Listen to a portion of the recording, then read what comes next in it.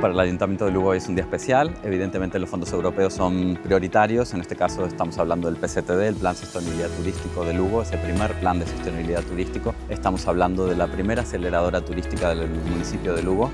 Creemos que el turismo tiene muchísimo margen de crecimiento y de mejora y por lo tanto hemos decidido apoyar a nuestros emprendedores en el eje del turismo y de la enogastronomía. Por lo tanto hoy es un día especial, un edificio emblemático como puede ser este edificio Impulso Verde que también fue construido con fondos europeos de los LIFE. Yo creo que al final el sector económico es fundamental en una ciudad, que es importantísimo apoyarlos, estar allí. Tenemos este Seinodus aquí al lado, que es el vivero de empresas municipal que cumple 20 años ya de vida, donde hemos puesto en marcha más de 350 empresas en la ciudad. Hemos puesto hace nada también ese Lugo Transforma, ese primer fondo de capital riesgo con 12 millones de euros, donde nos acompañan con 1 millón de euros las empresas de Lugo, las empresas tractoras, de la mano todos a crecer y a salir adelante y por supuesto a generar riqueza en el municipio que es importante.